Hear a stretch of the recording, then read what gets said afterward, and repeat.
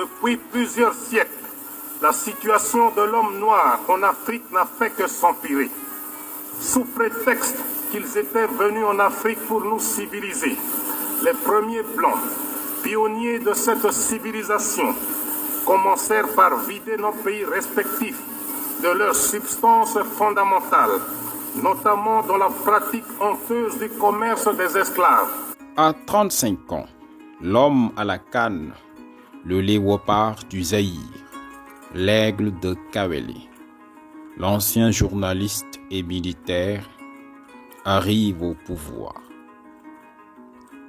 En République démocratique du Congo.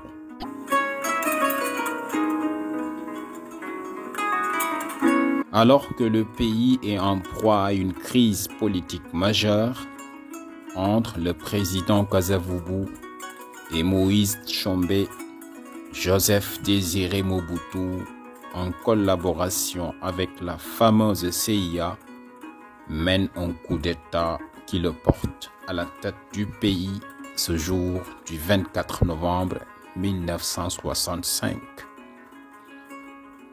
Tout le monde semble être aux anges avec ce coup, y compris les deux principaux protagonistes cités avant. De l'intérieur à l'extérieur du pays, en passant par les syndicats, les organisations estudiantines, on acquiesce. La crise vient de s'estomper. Dès 1966, le pouvoir de Mobutu se consolide. Il fait pendre sur la place publique d'anciens ministres, obtient l'extradition de Moïse Tshombe et place en résidence surveillée Kasavubu jusqu'à ces derniers jours, compte tenu de la mort du chef de la rébellion Simba. Il devient le seul maître à bord du navire congolais.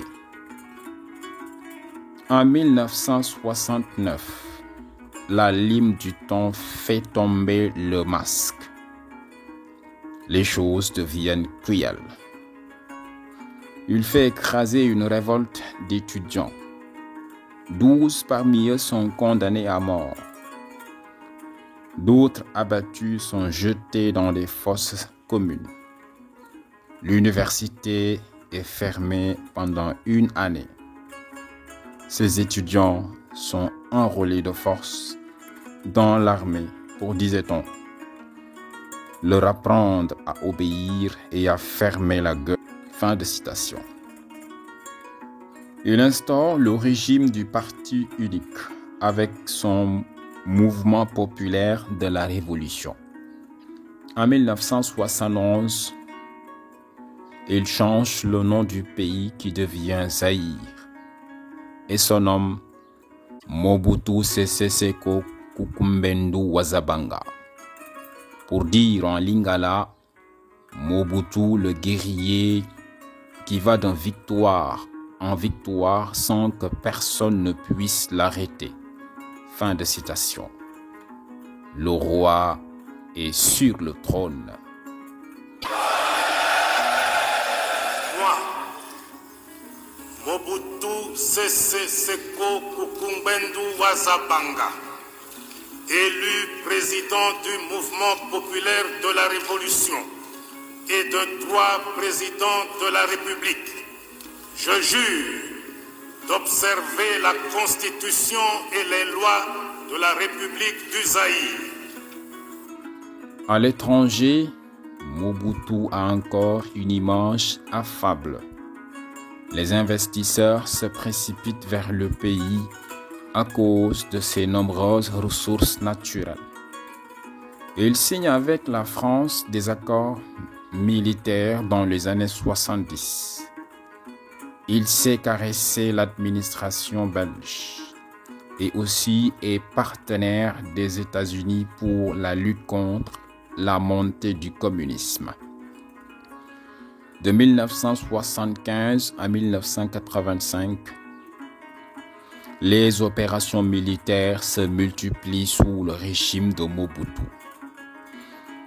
En 1986, le Zaïre connaît une nouvelle crise économique.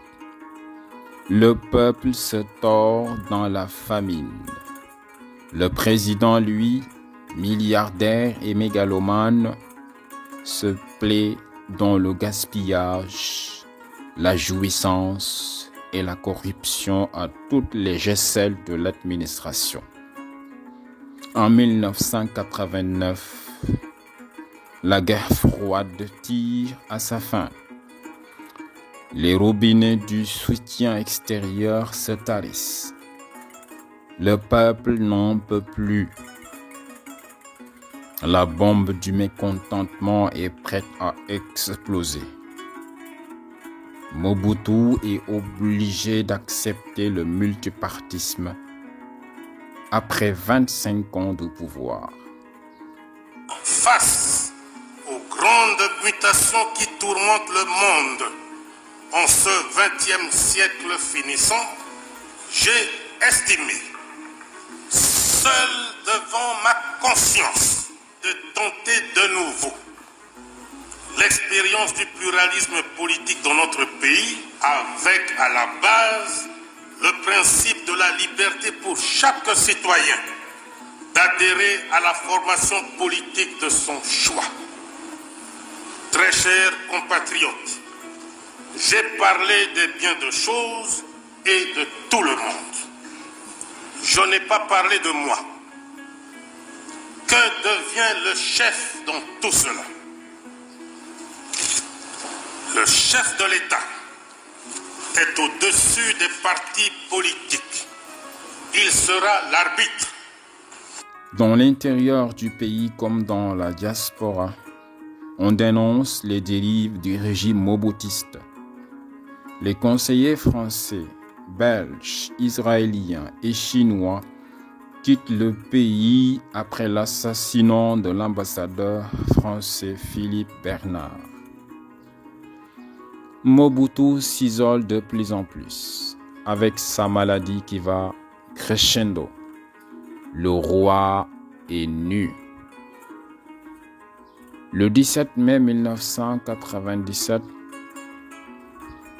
l'Alliance des forces démocratiques pour la libération du Congo, soutenue par le Front patriotique rwandais et dirigée par Laurent Désiré Kabila, renverse Mobutu, obligé de fuir.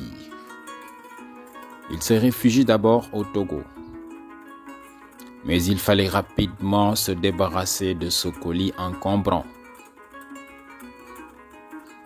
De la Suisse à la France, il cherche à se soigner, avant de finir par succomber à son cancer de la prostate le 7 septembre 1997 à l'hôpital militaire Mohamed V de Rabat.